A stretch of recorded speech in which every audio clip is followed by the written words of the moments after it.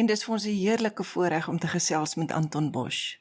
Anton, ek ken jou net as die man met die misterieus man met die baard, wat Afrikaans praat en in Ierland bly. Wie is Anton Bosch?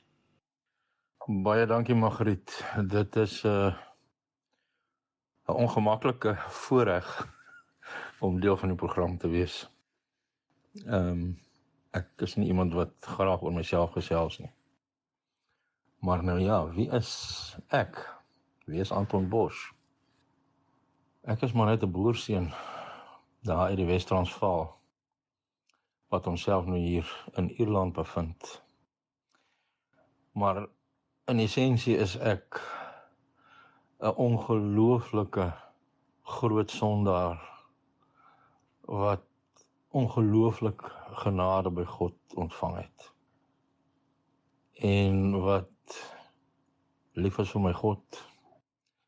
Ek is lief vir my taal en ek is lief vir my mense. Ek dink in 'n neutedop is dit ek. Waarom skryf Anton en hoe het hierdie hele skrywery begin? Dit is nogal 'n interessante vraag. En as ek nou so kyk na die mense rondom my, dan dink ek is nie uniek wat dit betref nie. Dit het begin na 'n geweldige traumatiese gebeurtenis in my lewe. En ek het begin skryf as selfterapie. Ek was nooit voorheen 'n digter nie, ek was nooit voorheen enigstens 'n skrywer of met woorde gespeel nie. En daarom noem ek myself vandag nog steeds nie 'n digter nie, ek noem myself 'n woordesmous. Maar dit het begin omdat ek dinge gehad het om te verwerk, baie seer gehad het, en ek het niemand gehad om mee te praat nie, ek het nie terapeut gehad nie. En dit het begin as selfterapie. En daarvan het dit met aangegaan. Die Here het hierdie gawe in my ontsluit en so het maar net voortgevloei. Jo, baie dankie. Maar ek het nog 'n vraag. As jy enige wenk vir 'n skrywer en digter moet gee, wat sal dit wees? Vir my as mens, en soos ek gesê het, ek sien myself nie werklik as 'n digter nie. Ek dink nie ek het die hoogte sal bereik om 'n digter genoem te word nie, maar vir enige een wat skryf, veral in die digwêreld. Eerste plek, wees jouself. Moet nie pretensieus wees nie. Moet nie iets of iemand probeer wees wat jy nie is nie. Moenie verskriklike hoë woorde wil gebruik dat mense meer van jou moet dink nie. Ek self verkies om in gewone Afrikaans te skryf, sodat gewone mense dit kan verstaan, dat mense nie 'n woordeboek nodig het nie, dat mense nie taalkundige moet gaan raadpleeg om te verstaan wat ek skryf nie. Maar daar is vir my 'n paar baie belangrike dinge. In die eerste plek, gebruik suiwer taal. As jy in Engels skryf, gebruik suiwer taal. In watter taal jy ook al skryf, maar veral in Afrikaans. Afrikaans is so 'n ryk taal, met soveel beskrywende woorde, dat ons nie nodig het om anglisismes te gebruik nie. En dan wat ek ook 'n kleintjie aan dood het, is vloekwoorde in 'n gedig. Ek kan dalk op my een hand se vingers tel die situasies waar 'n kragwoord werklik nodig gaan wees en nie vervang kan word met iets anders nie. Ek is al van diggroepe verwyder omdat ek aangedring het op die uitlaat van kragwoorde. Nou sê mense, maar dit is hoe ons praat. Maar ons moet nie die digkuns verlaag tot straattaal nie. Ons moet eerder ons taal probeer verhoog tot digterlike taal. Met ander woorde, probeer deur die digkuns die taalskat verryk. So ons daal nie af, tensy dit 'n gedig is wat regtig beskrywend is van 'n situasie dat daar straattaal gebruik moet word, maar oor die algemeen asseblief. Jy weet, jy praat nie hier dat 'n woord uitglip nie. 'n Mens skryf, so jy tyd om te dink. Oorweeg jou woorde baie goed. Gebruik suiwer taal. Moenie te veel dwangruim gebruik nie, skryf wat in jou hart is. So, my reëls is, geen anglisismes nie, geen Engelse woorde nie, behalwe as dit 'n naam is wat jy moet gebruik, en geen vloektaal nie, en geen godslastering in 'n gedig nie. Dit is die 4 dinge wat ek vir nuwe skrywers sal wil noem. Anton, ek kan nie regtig sê watter is een van my eie geskryfde gunsteling gedigte nie, maar ek gaan nou die moeilike taak vir jou gee. Lees vir my jou gunsteling gedig wat jy geskryf het. So Margriet, nou vra jy vir my 'n baie moeilike ding. Ek weet nie hoe mense 'n gunsteling gedig uit hulle eie werk kies nie. Maar as daar 'n gedig is wat ek dalk kan uitlig, is dit 'n gedig wat ek in 2017 geskryf het. En die titel is Aan die voet van 'n berg. Aan die voet van 'n berg op die stoep van 'n huis sit 'n man met 'n baard en 'n pyp in sy vuis. En sy oë kyk ver oor die grasvlaktes heen. Sy gedagtes dwaal wyd soos die wind as dit reën. En die son wat gaan lê diep herinneringe op van 'n huis wat eens vol was van liefde en hoop. Maar die keuses van gister word die hartseer van nou, as die beelde van saamwees in die skemer vervlou. Aan die voet van 'n berg op die stoep van 'n huis loop 'n traan oor sy baard en die pyp in sy vuis. My laaste vraag, wie is jou gunsteling skrywer en hoekom? Sjoe Margriet, jy wil my heeltyd in hoeke vaskeer vandag.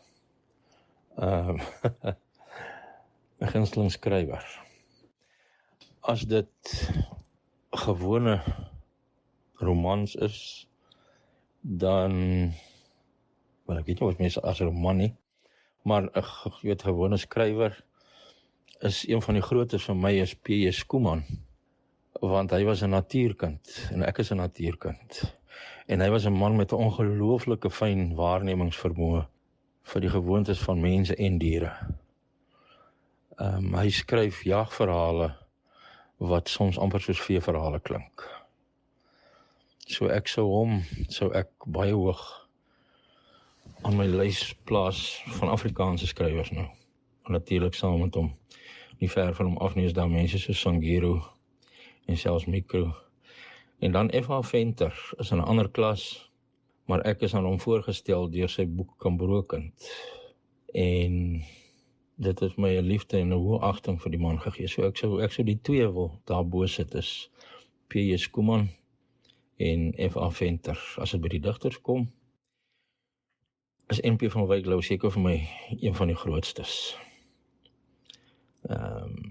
Net so nevens hom is daar natuurlik Tertius F.H. A.G. Visser en Eugène Marais.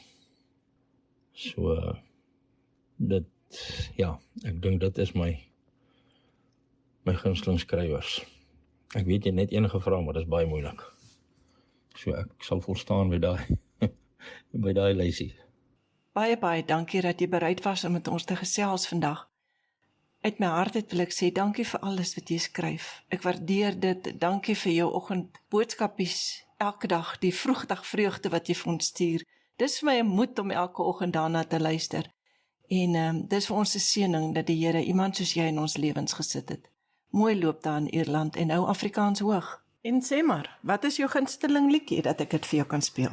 Ja, dit was 'n groot voorreg en 'n groot plesier, Margriet, soos ek sê, 'n bietjie was 'n bekommerde bedanking wat ek jou gegee het in die begin. Maar baie dankie vir hierdie geleentheid, baie dankie vir wat jy vir al digters, nuwe digters, onbekende digters doen.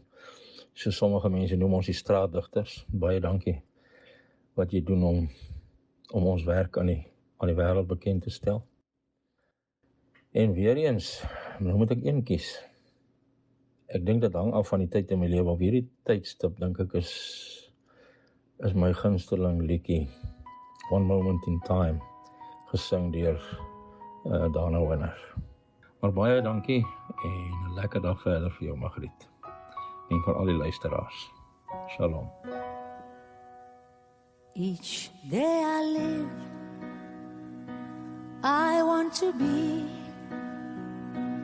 a day to give the best of me. I'm only one, but not alone. My finest day is yet unknown. I broke my heart for every gain to taste the sweet. I faced the pain. I rise and fall, yet through it all, this much remains. I want one moment in time when I'm more than I thought I could be,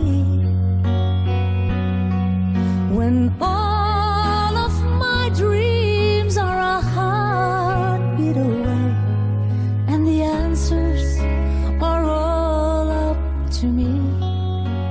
Give me one moment in time when I'm racing with destiny. Then in that one moment of time I will feel eternity.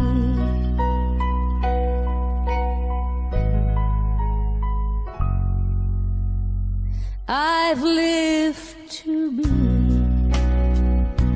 the very best, and I want it all.